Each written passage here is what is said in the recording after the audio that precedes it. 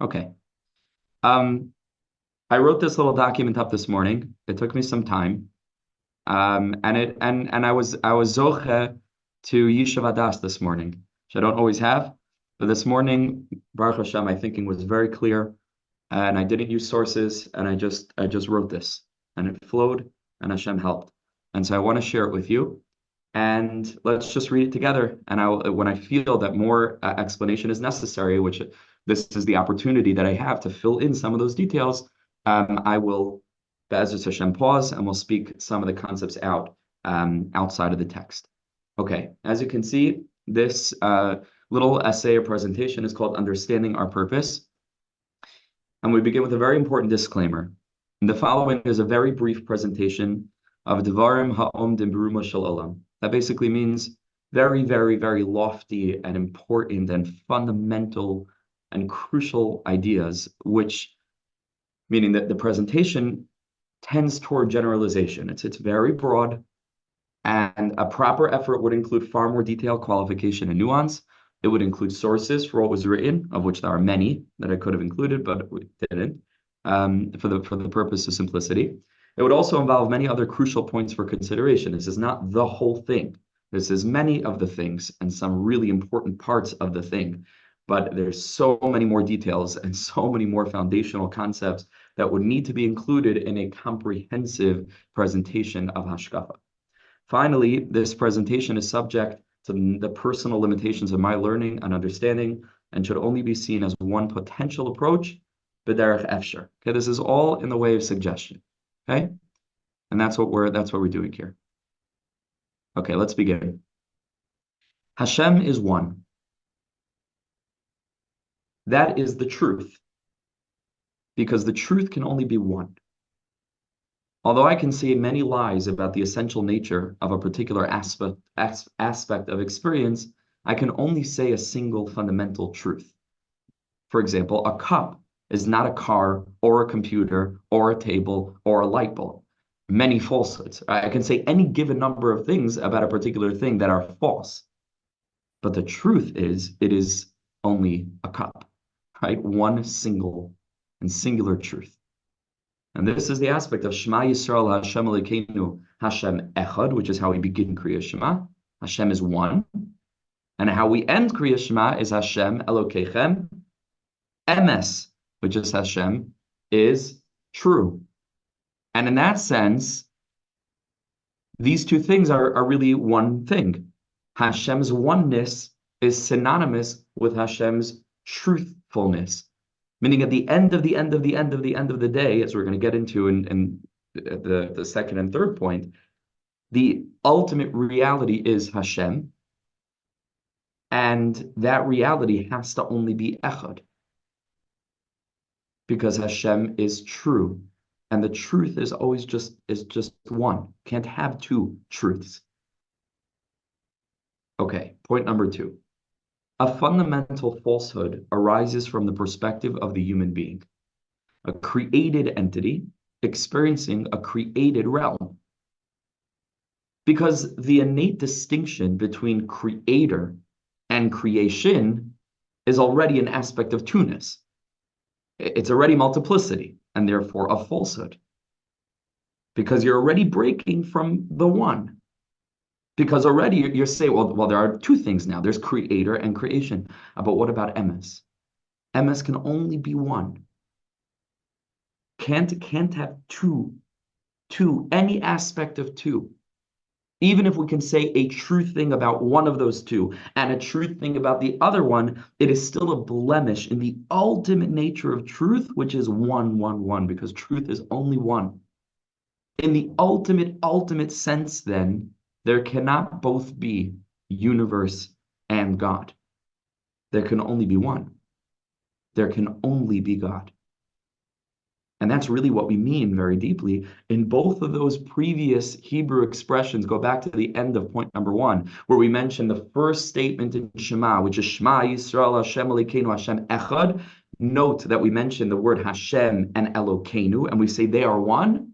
And at the end of Kriya Shema, we say Hashem Elokechem Emes, also Hashem and Elokim. So what are these two things?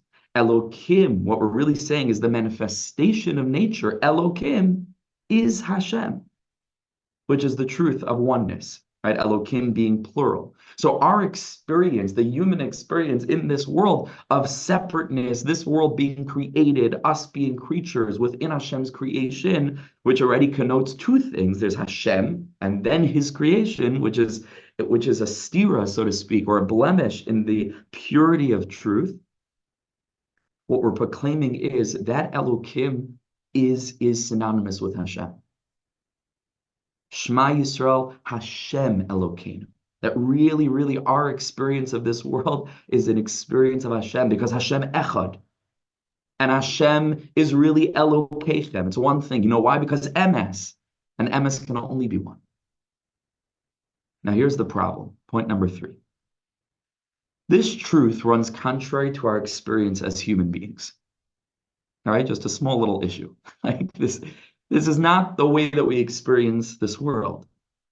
We experience a realm of duality, of multiplicity, of a two-ness that rears its oftentimes ugly head in every aspect of our reality.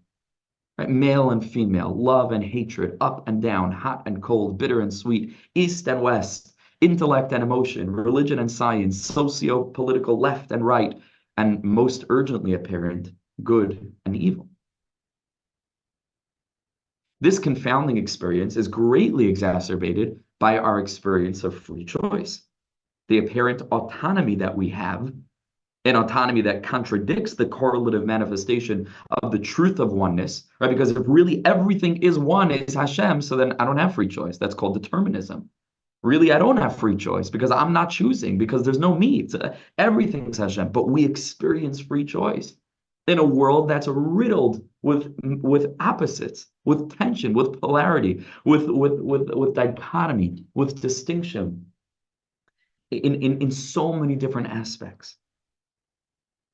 So we seem to have autonomy to chart our own path in life and align ourselves with good or evil. And that's our experience in this world that seems to be distinct from Hashem, the root of all two-ness, creator and creation. Point number 4. This experience can obscure the truth of oneness to the point of detachment that runs the spectrum from ignorance on the one hand, to be completely ignorant of the fact that everything is one, to outright denial on the other end of the spectrum. Enter the snake, /Satan, /Yetzirah, /Malach HaMaves, /Amalek, and there are many other terminologies that we could have appended to this list, etc. Its mission is to convince us of the capital T truth of our experience, to feed us from the tree of knowledge of good and evil, which is already duality, good and evil, right? That's what the symbol is. Separateness, distinction, causing us to break from awareness of the tree of life, which is just oneness, life. That singular experience of the source of life. The Baruch Chei Ha'olamim. The purpose of the singular divine directive not to eat from that tree. Because that was what was going to keep Adam and Chava, and Adam and Chava are just archetypes. It's me and you. It's all of us. And every Jew and every human more broadly from beginning of time to the end of time. We have one directive, and that's stay conscious of me, says Hashem. Connect yourself to the Eitz HaChaim. Don't look at the tree of good and evil.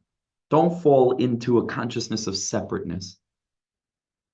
But Hashem creates the Satan. That the Satan and his mission, his whole job, is to obscure the deeper reality that everything is Hashem, that everything is one. Now, the Gemara tells us, because, and I didn't source everything over here, but because falsehood has no legs, right? In the words of the Gemara, it's called Sheker Ein Lo Raglayim.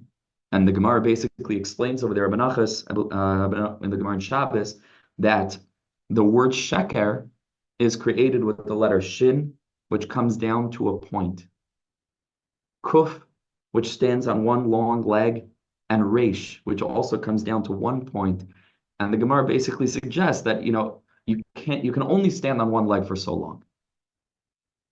So it's a sheker, the word sheker and the falsehood that it suggests and captures, ein la raglayim. It doesn't have feet. It's not really the ultimate reality. And so it's going to fall over eventually. A sheker ein la raglayim. So because falsehood has no legs, and only, as the Gemara tells us, kushtakoi, truth stands. Because the word truth is emes, aleph has two legs. Mem is that flat line on the bottom, is stable. Taf has two legs. Emes, it means something that stands. It's real, mamish real, lasting, independent, and unreliant on any other element, which is called in the deeper Sfarim, mechuyev hametzias, which is Hashem. He must exist because he is existence. It's not something arbitrary. It's not that if you pull the rug out from Hashem's feet, chas v'shalom, so then there's no more, there's nothing he relies on. That's what it means to be Hashem. There's no preceding cause. He is the cause of all causes. Sibas kol hasibas. Mechuyev hametzias. He is existence, not conditional on anything else. So because this is the symbol that we use for falsehood, something that has no legs, and the symbol that we use for truth is something that has legs, isn't it natural then that the snake, as a consequence for what he causes to happen in the life of Adam and Chava, the Gemara tells us he originally had legs. What happens to the legs of the snake? Afterwards, the snake loses its legs. Because his whole thing is what? Is to come to obscure the truth. And what's the truth? Oneness, Eitz HaChayim. But the snake comes and he pushes us toward the Eitz HaDas, Tov V'Ra, where there's already two things. And we fall into the egoistic mindset of maybe even still assuming that maybe there's a God somewhere up there, but we are the masters of our own destiny in the truest sense of that sense of those words. As the embodiment of a worldview which sees the experience of creation as fundamentally real, the snake, is the embodiment of falsehood, a falsehood which cannot and will not stand. So far, you're with me? Yeah, nod of the head if it's so far it's clear, because it's a lot. Yeah, okay. Number 5. Now, aside from being impossible, as it runs contrary to our lived experience, to exist in the reality of the truth of oneness, a reality marked by the experience of the Creator alone, while in this universe would be futile. Right? To exist in that reality where all there is Hashem mamish, that I'm Hashem and you're Hashem, and this table is Hashem, and this computer is Hashem, and the internet connection is Hashem, and the air we're breathing is Hashem, it would be purposeless to live in that reality, aside from the fact that it's impossible, like I wrote over here. Right? Because again, it runs contrary to our lived experience. It's not how we function. But aside from that, even if we could, it would be purposeless. Because what then would be the purpose of this experience? Let Hashem not have emanated Atzilus, created Bria, formed Yitzira, and made Asiya, this realm. Let him not have gone through that whole process, and things would have remained within the reality of oneness without the risk of misunderstanding. What was the point then? So obviously that's not the tachlis, is to attain such a deep level of perception where literally it's all Hashem, it's all Hashem. Let's be honest. That's not our experience. And obviously there is a purpose here to creation. So what is it? That purpose, to the degree that we can understand it, because ultimately, in the most ultimate sense, it's called keser, which is bound up with ayin, nothingness. We can't fathom the ultimate purpose for creation. Like, how could a human being grasp that? But to the degree that we can understand it, that purpose has been formulated in many concurrent ways, because they're not contradictory, chas v'shalom. They exist at once by various tzaddikim. Whether to gift us himself, or the ultimate goodness, that's called teva hatov lehetiv, that's the idea of the Ramchal, and others, or to manifest his kingship, the concept of ein melech below am. Hashem needed a nation so he could be their king. or to dwell in the lower realm, which is a Gemara, which is a Medrash Tanchuma, and I think there are two midrashim like that. One is a Medrash Tanchuma for sure. That's called the concept of dira b'tachtonim. Hashem wants to dwell in the lower realms, or because the capacity to experience finitude, to become finite, is the ultimate expression of the infinite's endless nature. Because in order to really be infinite, you have to also be able to be finite, because that's one of the experiences of infinity. Something truly infinite must certainly also contain the capacity to become finite. And that's the idea that's brought by Rabbi Azriel of Gerona, who I believe was one of the Rabbeim of the Ramban, if I'm not mistaken. Either a Talmud or a Rebbe of the Ramban. Or maybe it was a Talmud of the Ari HaKadosh. I have to look this back up. But his idea is this concept that's called Koach HaGvul Bibilti Gvul.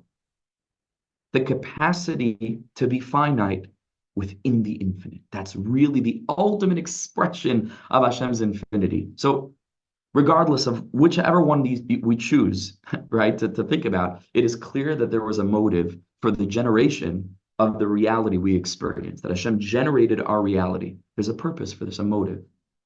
Regardless of which aspect of the purpose we choose to focus on or connect to, the focus is the same. Our task is to, and here I think this is the crucial sentence maybe of the whole presentation.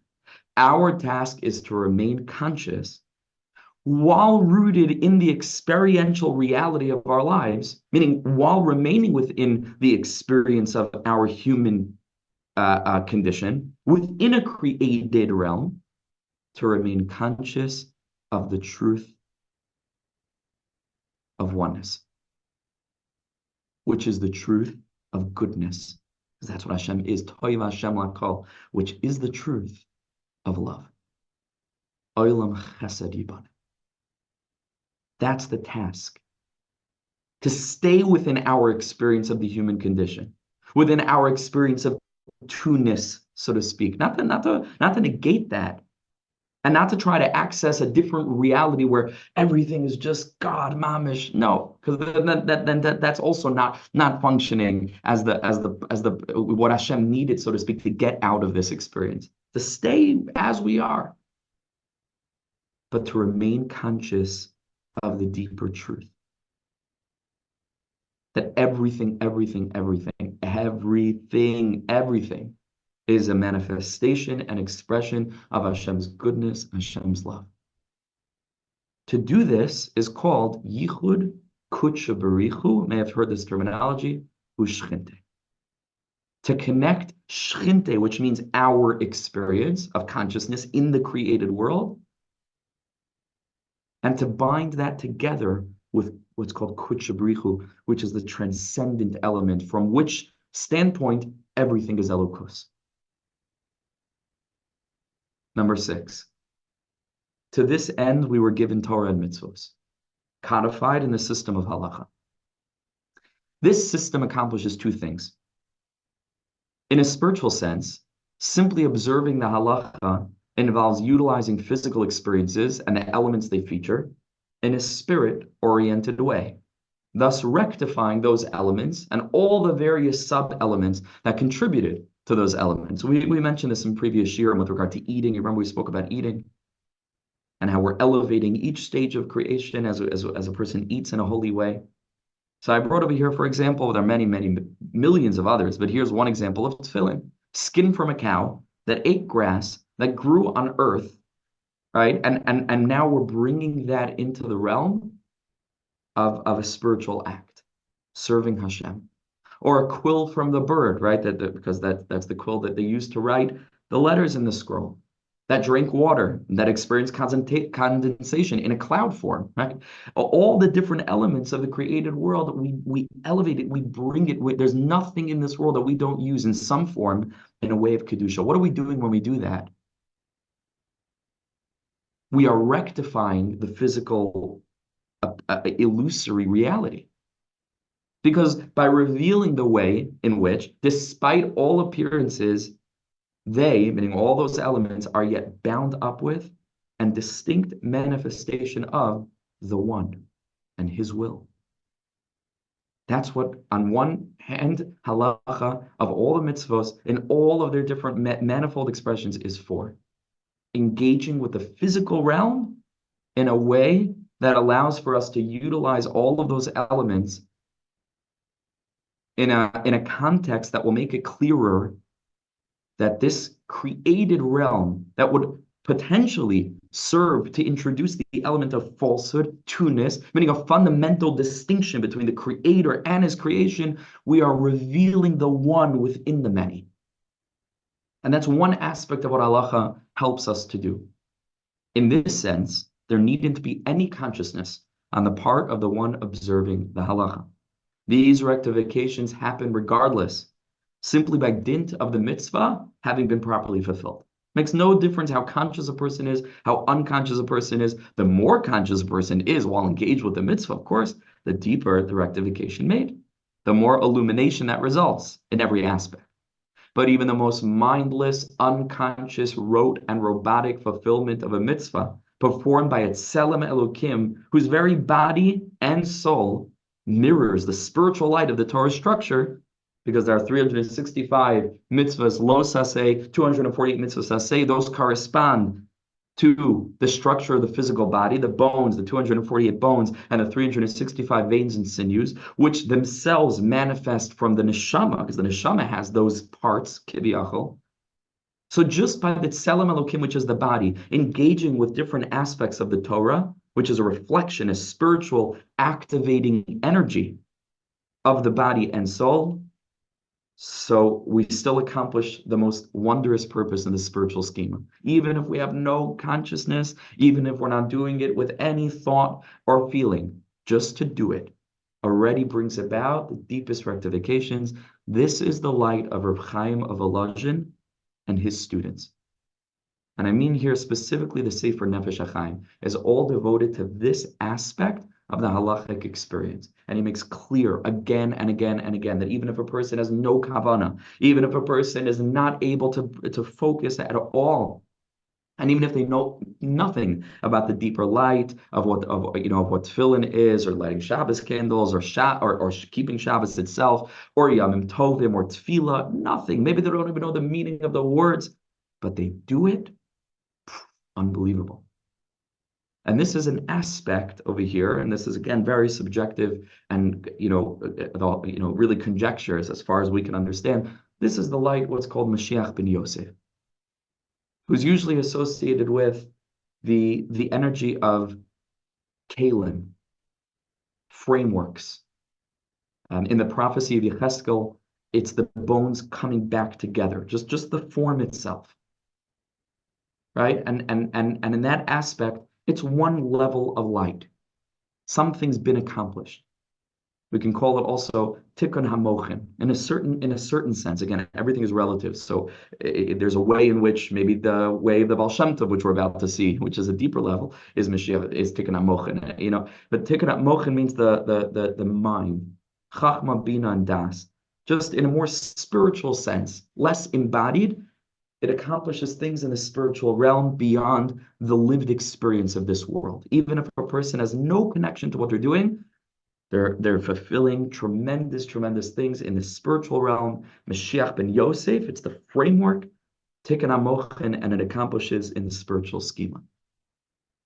Number 7, the second concurrent element, because again, these things, they're not contradictory, they go at the same time, that this system of halacha and mitzvos seeks to accomplish, is that the massive structure of Torah in all aspects of learning and practice, and here are just some, halacha and agada, the fourfold understanding of pardes, which is pshat and remes and drush and sod, mitzvah and minhag, tefillah and liman Torah, ben adam l'makom, ben adam la'atzma, ben adam l'chaver, the whole thing, the whole gamut of Torah is intended to foster a consciousness of faith.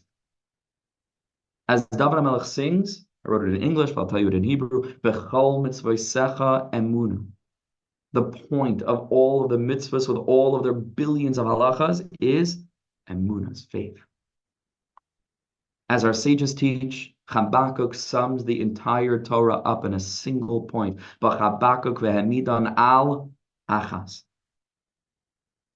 The righteous person lives by his faith. Tzadik be'emunaso yichye.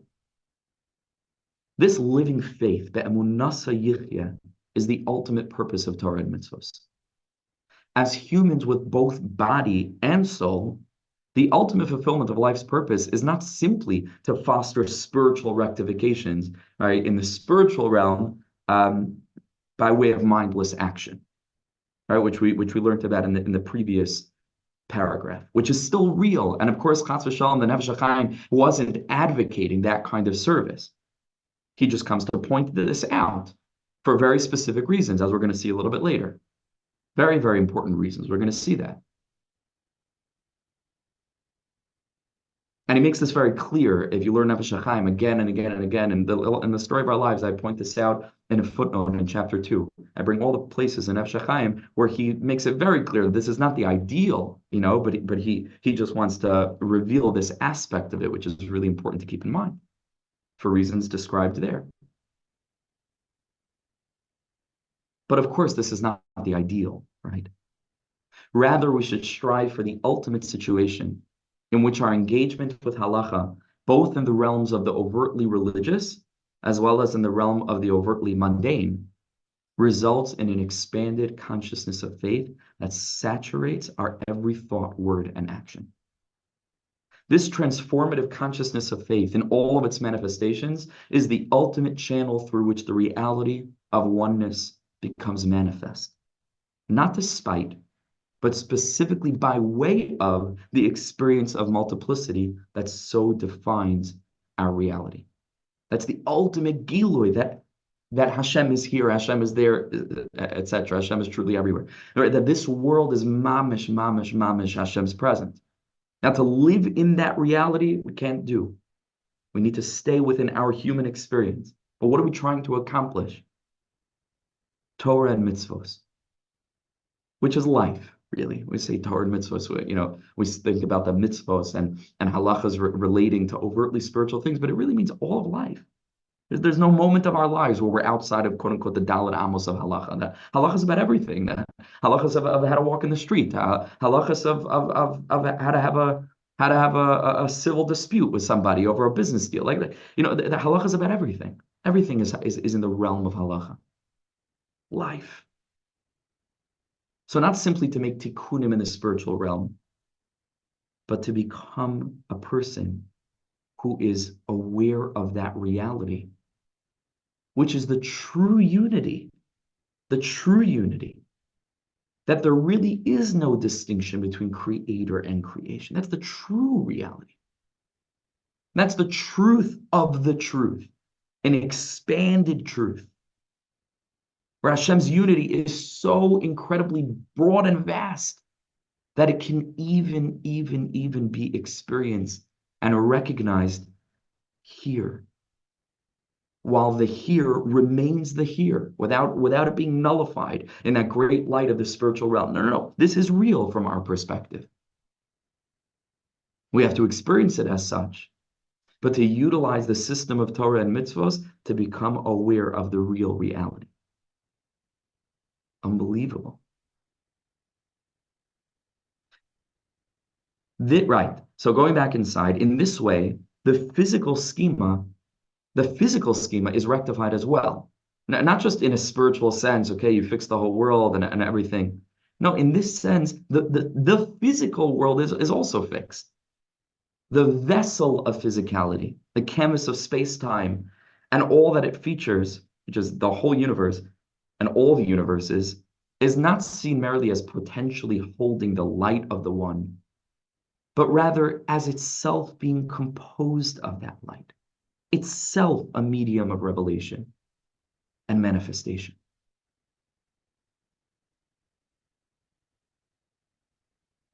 If we are to achieve physical, societal, mental, intellectual, emotional, institutional, and educational health, this is the level for which we must strive.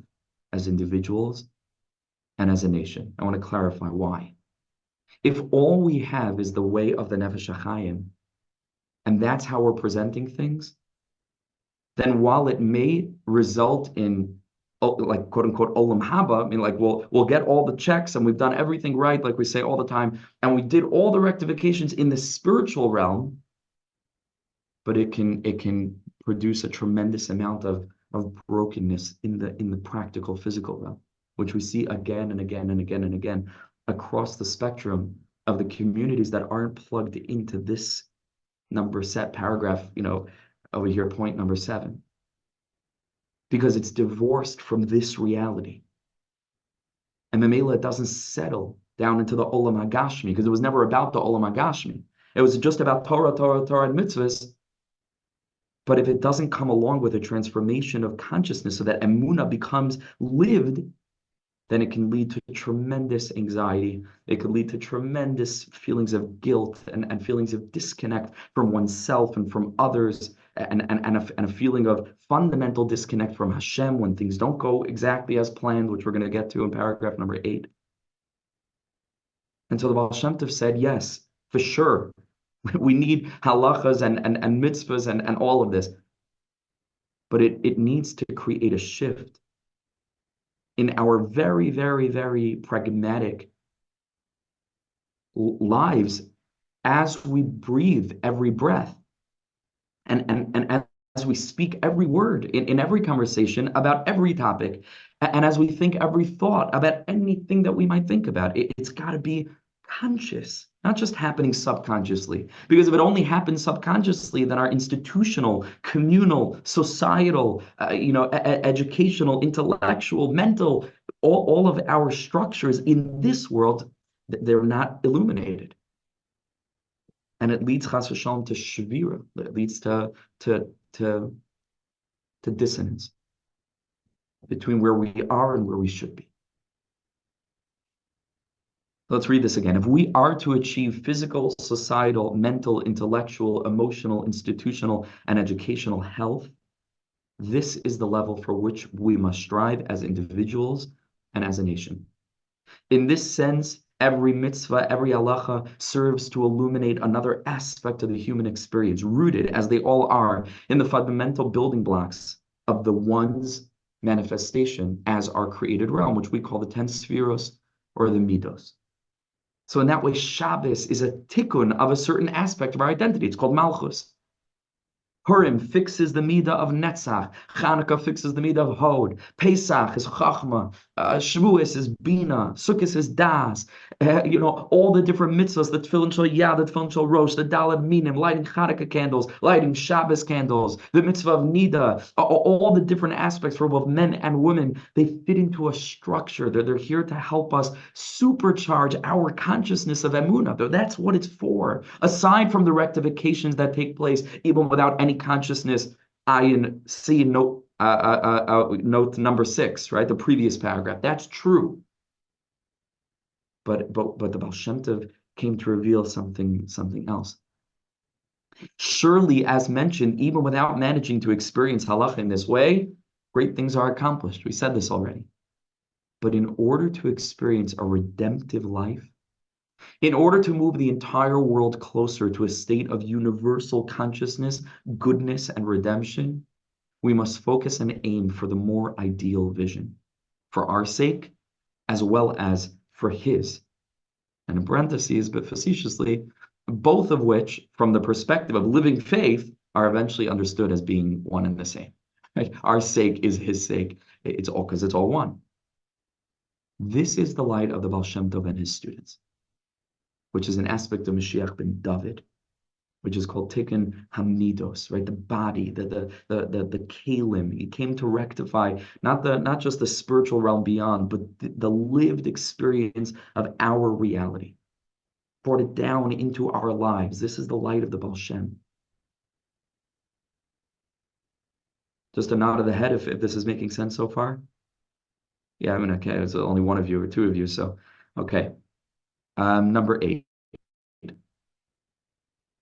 As a bridge between the experience of duality, creation, and the reality of oneness, creator, we have the precarious task of holding the entire truth, the entirety of the oneness in our minds at once. In this sense, the Torah is teaching us that this world is real and that it isn't. That we have free will and that we don't. That creation is separate from the Creator and that it isn't. And here's the key point. To lose touch with either of these two poles and to draw too close to one or to the other is to fall off the precariously narrow knife's edge of Jewish living. And that was what the Nefesh HaChaim was afraid of. That we'd become so drawn, to the more Baal Shem Tov-oriented Hasidic conception of really Ein Od Milvado, that what could happen, terrible things. All this, because then this world stops mattering. Halacha stops mattering, because what does it matter? And the example he says, we can think Torah thoughts in a bathroom, because the bathroom is also Hashem. So now the Baal Shem Tov was just as terrified of the imbalance, which he had reason to be terrified of. And I think that we oftentimes can see with our own eyes the detriment of an imbalance to the other degree, which is that this world is so real and Hashem is so up there that it's impossible to really feel him. And therefore we have no emotional connection to Yiddishkeit. And therefore it's just not enough to hold us. It's not enough to keep us. And we fall away and we become an institution and we become a culture and we forget about our mission and we forget about what redemption ought to look like. To lose touch with either of these two poles and to draw too close to one or the other is to fall off the precariously narrow knife's edge of Jewish living. The oneness of the Creator, which in its truth must singularly suffuse our existence, meaning that there's nothing we experience that isn't Hashem, so it must do so. It must suffuse in ways that are concurrent with the dynamic nature of our dualistic experience. We need to feel Hashem's oneness in the varying ways that we experience everything. Inhale and exhale, days and nights, summers and winters, mountains and valleys, joy and tragedy, light and darkness. The one must be found in each of these.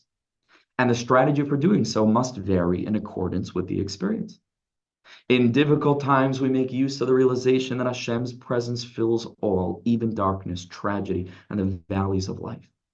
Even our own mistaken wanderings, our own mistakes, our own wrong choices, free will. Even our own mistaken wanderings.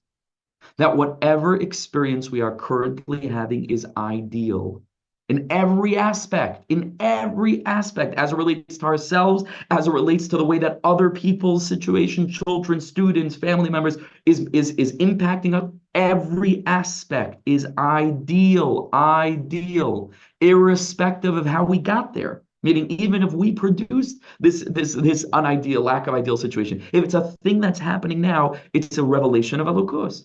It is the one. So why is it happening? Or why is this world happening? What's the purpose of all of it? Because we have a mission. Sent, as we were, on a mission to find the one even there. In times of success, we make use of the experience of our independence to move deeper into our experience of life and a realm separate from the one in order to become ever more conscious of him and effect deeper rectifications in every aspect in a time of aliyah. So go for it. Yeah, sure. We serve Hashem. Vayigba libay b'darkei Hashem, the pasuk tells us. A person should feel pride. A person should feel confident in serving Hashem. We have to move and do and produce and succeed and accomplish.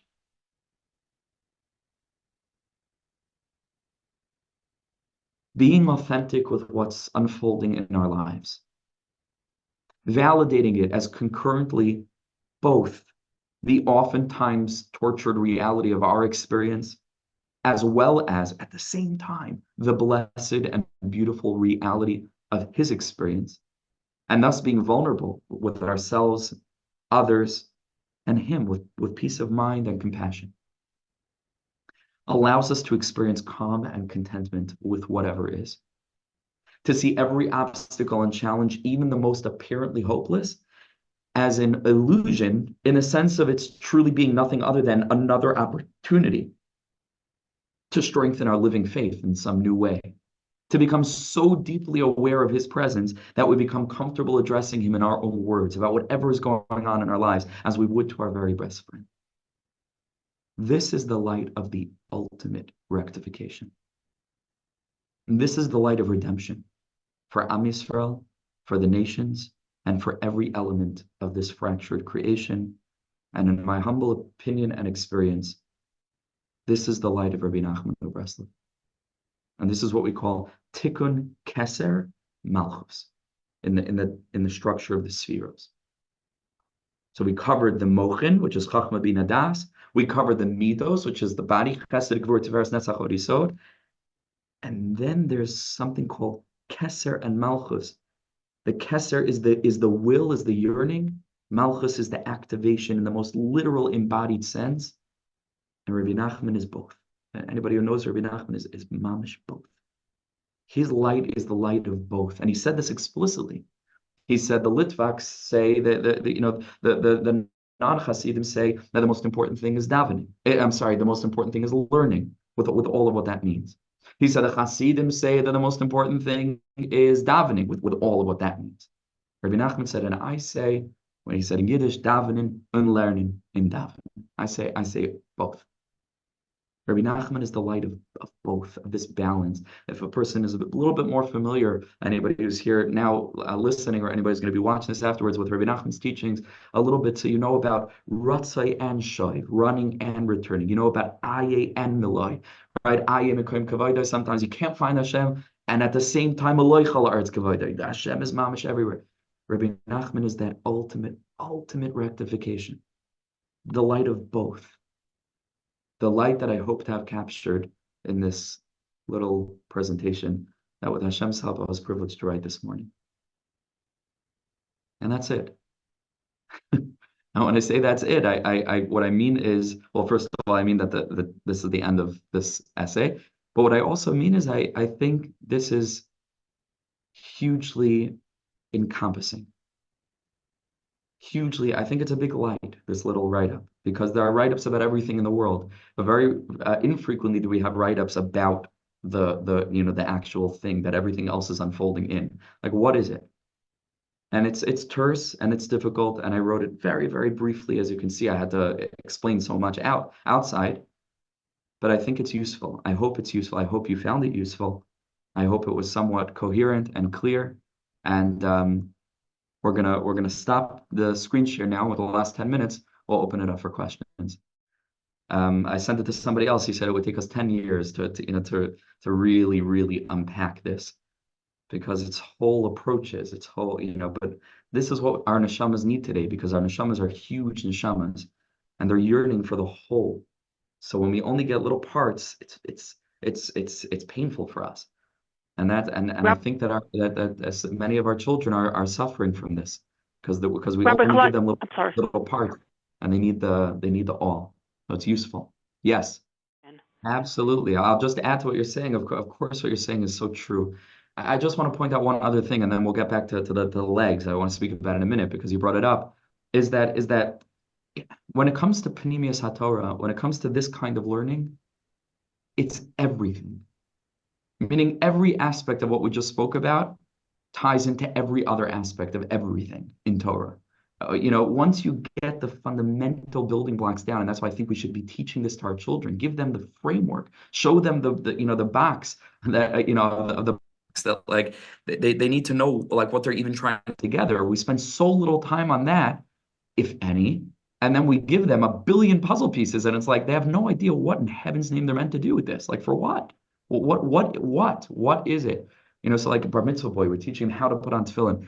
Did anybody teach him like some of the broader picture, like how tefillin relates to the generality of emunah and life, and what it means shal rosh, what it means shal yad, and how this is really the kind of teaching that we need. So So I'm just going to demonstrate now the way just that little thing that you mentioned, how much else it connects to. Very briefly, raglayim, raglayim. Yes, I do hope so, Rebbitzin Barry. I really do hope so. But remember that it's not a one-person show. Everyone needs to do this. Everyone needs to find a way to share this, just like you're sharing it, Barry, with this incredible thing that you build. All of us need to find ways, small ways, big ways, written, spoken, one-on-ones. Find someone to learn with. It's so incredibly crucial, because it's mamish emes. It's emes, and it's healthy, and it's balanced, and it's clear, and it's what a privilege. This is the kind of learning people need, I think, I hope. But the thing about the legs, the shalish regalim is another way of saying the word emes, because, like we mentioned, each of those three letters has two legs. Shalish regalim is another way of saying the word emes. It's three letters, aleph, mem, taf, each of which have two legs, or a firm standing, the aleph, the mem, and the taf. That is the manifestation of emes. The shalosh regalim are connected to Avram, Yitzchak, and Yaakov. Yaakov Avinu is the sum total of Avram and Yitzchak. Avram is chesed, which is the whole deidetic structure, or that, well, not. So it's one aspect of the structure that's all the right elements. That literally goes from the midah of ahava to the aspect of ish, to the aspect all cutting through societal movements, to like liberalism is ahava oriented, no boundaries, no open borders, without any border. It's a light. Liberalism is a light. Can't write things off. It's so deep. So it's unbalanced. You know what else is unbalanced? Purely materialistic capitalism. That's also unbalanced. We get messed over that way too. That's called gevura. Gevura b'li gvul. We didn't really like the closed border situation in 1944, did we? When America took no immigrants in. I mean, let's be honest. So we're also a little bit liberals. So it's what's the thing? So Yaakov Avinu balances Avram and Yitzchak, and that's why Yaakov Avinu is called Titein Emes LiYaakov. Right? That's the emes of Yaakov Avinu, because Yaakov is a synthesizer between all of these different aspects. That's the light of what it means to be a Yid. We've mentioned this previously. Yaakov is Tiferes. That's the Yisrael Asher B'cha Espaer. And HaKadosh Baruch Hu takes such pride in us. What's Esav? Esav is another manifestation of the Satan, the Yitzhahar, the Malach HaMaves, everything that we mentioned, Ad Kadei, and including Amalek, who is the direct descendant of Esav. And what does the Sarishal Esav do to Yaakov Avinu? Where does he hit him? He blemishes his raglayim, the Gid HaNasha, and the thigh. Which the Zohar Kadosh says he attacked the raglayim of Yaakov Avinu, which are called Samchei Kshoit. The supporting beams of emes is the feet. And this is the aspect of Chanukah and Purim, which are connected to the legs. Purim being the right leg, Netzach, Chanukah being the left leg of Hod. And that's why both of these are the two Batei Mikdash, and both of these are exile Yamim Tovim. Both of these we developed as Tarish Bal Peh, which is Am Yisrael standing back up in this world with our Peh, which is alluding to Malchus, the created world that was created with words. That's our capacity to innovate from down here, which means we reveal Hashem. We reveal Hashem in the legs, Kiviyachal, so to speak. Down here in this realm, which is Tikkun Midos and Tikkun Malchus and everything that we mentioned before about revealing godliness within the human experience. It all ties together. And this is just what's off the top of my head in a minute. There's so much else that we could speak about. And it's all one. It's all one Torah. It's all one puzzle. It is all one system, because it's all one. And that is the point. And if we can give over this consciousness to our children and students, to ourselves, to our spouses, to everyone we come into contact with, what happens is we live a good life. No matter what. Doesn't mean that everything that happens in life is good. Tragedy is gonna, chas v'shalom, strikes in the world. Adam la'amal yulad. It's difficult until, the rectification is complete. But you live a good life, because you live a life of calm, of yishuv hadas, of clarity. The main reason for our anxiety and our stress and our anger and our hurting is confusion. Ein simcha, say our sages, there is no joy kahataras hasfekos, like getting out of a cloud of confusion. When you have clarity about a decision, even if it's a tough decision, what a joy. Someone was just telling me the other day, a girl that he wasn't sure he dated, maybe he wanted to go back to her, and I was encouraging him, maybe try to rekindle it. I thought that it was a mistake that he broke up with her, and he couldn't stop it. He was dating other girls, but he kept on thinking about her. He left me this message yesterday. You should have heard his voice. I thought he was going to say that he was engaged. What did he message me to say? That Baruch Hashem, she got engaged. And he was so happy. Well, first of all, he was happy for her because he's a tzaddik. But aside from that, you know why he was happy? Because now, clarity. So she's not meant to be my wife in the end. Clarity. Ein simcha. To live a life of clarity, even if difficult things still happen. There's no joy like this. There's no calm like this. There's no equanimity like this. And there's no avodas Hashem. Like living with emunah. Not having it, living with it. And that's the Baal Shem Tov, and that's Rabbi Nachman, and that's everything there is, I think, that I'm aware of, at least for now. Yes, I didn't want to confuse anybody too much, or maybe even myself, so I didn't mention that, but I was thinking of that as I was saying it, right? That this might be a potential solution for this philosophical conundrum. Could God create a rock that he can't pick up, right? Now, the reason that this is a false conundrum, it's not a real problem, even though it sounds very real, because like, oh, it's a conflict, is that, well, let's deconstruct it for a second. Why is it a problem, right? It would appear to be a problem because God can do anything.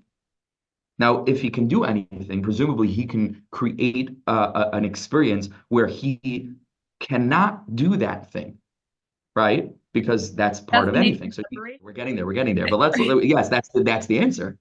That's exactly the answer. That's why it's a solution. But the reason why people think it's a problem is because these two things would appear to be contradictory, right? Because here's God, and here's a thing that he must be able to do, but at the same time but then he can't do it. So like, what the heck is that about? The reason why what we're speaking about is a solution is because we never say anything about Hashem himself. We don't know what he is. We don't, even saying that God can do everything is already limiting. It's beyond doing everything. We don't even have concepts for that which is beyond our words. What we can speak about is the manifestation of God's will, which is not him, the manifestation of his will. That means to say that God can do everything. And that everything includes creating a realm within which, in accordance with his will, there is a rock that he cannot move. And that's not contradictory to God not being able to move that rock. Because of course he can move that rock. But he can also create a reality in which he cannot move that rock. And that's not limiting, because because we're attributing it to his will and not to himself. With regard to himself, we don't even know what a rock is, or what the word he is, or could not, or these concepts fail when we speak about the endless, infinite oneness of everything. Now, how that relates to us, and the way that we're speaking about it now, is that God is infinite. The capacity for the experience of finitude within the infinite is, like we just said, God's will to express finite. So now that means that God became finite, literally? No. God generated an illusory reality within which sparks of his consciousness that we call human beings and created both in body and soul could experience what would appear to be, oh my gosh, an experience of limitation. And yet, because it's a revelation of the infinite, we have to find a philosophical and theological way of experiencing that finitude, not as a contradiction to Hashem's infinity, but actually part and parcel of it. In which case, it's both finite and infinite at the very same time. Just to clarify, let's use more precise terminology. To talk about Hashem destroying and nullifying the world, and then things will really be one, is to miss the illusory nature of our reality. We would say instead is to undo the illusion, which means what we would say in Kabbalistic terminology, to remove the tzimtzum, to remove the constriction, the contraction, whatever it is that God did, which is a total what's called a pella. It's unknowable. It's not understandable. The paradox, to undo that, strip away the illusion, and then there would be no experience of finitude. Can I tell you why that's impossible? I'll tell you why that's impossible. Because that itself is predicated on, there might be a time when God would remove the tzimtzum. What's the problem, of course? Time itself is part of the illusion. So you understand? So when we reach beyond it, we really have to go in with humility to know that words fail. Words fail. This moment that we are having as a chabura now, on this day, this time, is both a real moment that will only ever happen once, and it never happened before and it never happened afterwards, and it's also infinite. It is quite also happening eternally, along with everything else that ever happened and ever will happen. And that itself, meaning that kind of thinking, is itself, it's an illusion of like, that's what eternity must mean. And it still doesn't. Because that's still within, it lasts forever. Like, what's forever, though? We have no idea.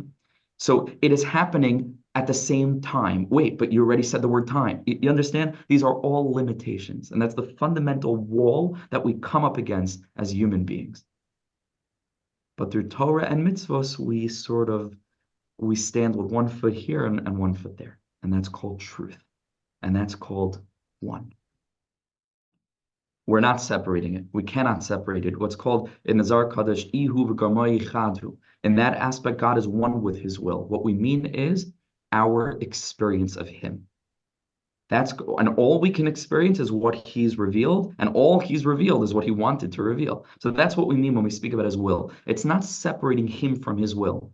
But again, because we're playing a game, we're going from his perspective back to our perspective. What we mean is we can only ever speak about him, even him in his oneness, his perspective of it, from the way that we understand it. You see? So even when we speak about his perspective, it's we who are speaking about his perspective. That comes with limitations, right? Meaning it doesn't relate to the true nature of it. It's not ontic in nature. It doesn't relate to a true separation. But we have to come back to our perspective of it.